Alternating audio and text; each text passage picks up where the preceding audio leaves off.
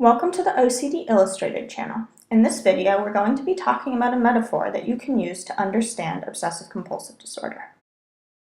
And that metaphor is that obsessive-compulsive disorder is like an ice cream sundae.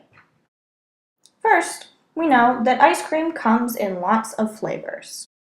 And while the flavors may taste different, and while some might be more popular than others, and some might be quicker to come to mind when somebody says, "Name an ice cream flavor, go," we know that whether we're talking about vanilla ice cream or pumpkin ice cream, they're both ice creamy.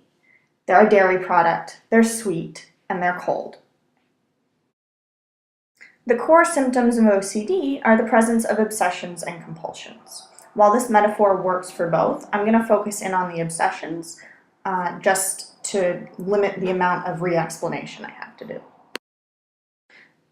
Now, from my other videos, we've talked about how obsessions can be literally anything. They come in lots of different themes. Some of these themes include perfectionism, where a person goes to extreme lengths to ensure that something they're doing is perfect and exact. Contamination fears, where someone is worried that they're going to come into contact with something dangerous. Scrupulosity, where somebody's obsessions are either about religion or about moral right and wrong. Taboo thoughts, such as concerns about sex or about accidentally harming somebody or harming somebody on purpose. And then there's superstitious obsessions, where somebody is concerned about good or bad luck and ways to prevent harm from happening. Now, just like ice cream flavors can taste different, but all still at the core be ice cream, obsessions may come in different themes, but overall they are similar in that they are repetitive, unwanted, intrusive, and that they cause distress. And just like all flavors of ice cream will melt if you expose them to heat or set them in the sun, effective treatment, that is CBT or ERP, is effective for treating obsessive-compulsive disorder, no matter what theme the obsessions are about. When you go to an ice cream parlor, you know that sundaes come in different sizes. You could get a sundae with 1 scoop, or a sundae with 3 or 4 scoops.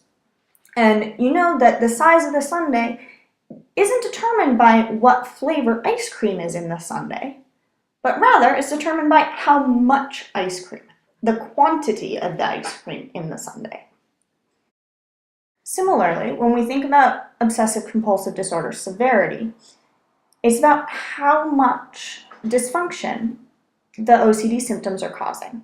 So some people might have like 1 scoop of OCD, while others may have 3 or 4.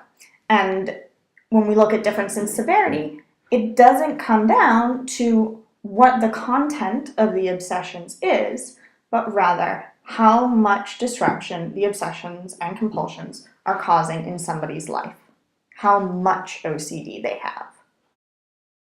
Now, imagine that you have 3 people who are going to visit an ice cream parlor 8 times. One might prefer to order the same vanilla cone every single time. This is like somebody whose OCD is really consistent in that they have one theme, and that one theme sticks with them for long amounts of time. Now, the second person might prefer to order a different kind of ice cream every time they go up to the counter. So one day it's vanilla, the next day it's chocolate, the next day it's pumpkin. You get the point. Similarly, some people with OCD consistently have obsessions, and the content of that obsession changes periodically. So sometimes they're worried about perfectionism, sometimes they're worried about scrupulosity, sometimes it might be magical thinking. It's like whack-a-mole. Then we've got a third person who, like our first one, always wants some vanilla ice cream in their cone. And sometimes they have a cone of just vanilla ice cream, and other times they have a cone of vanilla ice cream paired with some other flavor. This is like a person who has one core obsessional theme that stays pretty constant. For me, this is scrupulosity. And then has other themes that kind of join on at different points in time. So sometimes it's scrupulosity alone, sometimes it's scrupulosity plus magical thinking, and sometimes it's scrupulosity plus intrusive thoughts. Finally, we've got the toppings. Some people get sprinkles on their ice cream, others get caramel, hot fudge, whipped cream, or cherries, or some combination of all of those. People with OCD often have comorbidities, which is a long word for other diagnoses.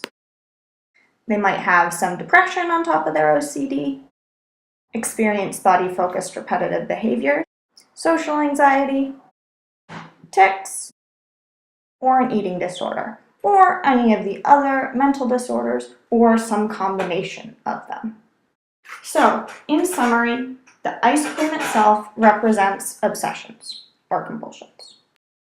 The flavor of the ice cream is the theme or the content of those obsessions or compulsions. The sun represents effective treatment. Just like heat can melt any flavor of ice cream, effective treatment can help somebody with any obsessional theme live a happier, more productive life. The size of the sundae represents the severity of the OCD, where it matters how many scoops of ice cream or how much OCD somebody has rather than what the flavor is or what the theme is. And toppings are standing in as comorbidities. There are lots of different toppings you can get on your ice cream, and there are lots of other diagnoses that people can have in addition to OCD.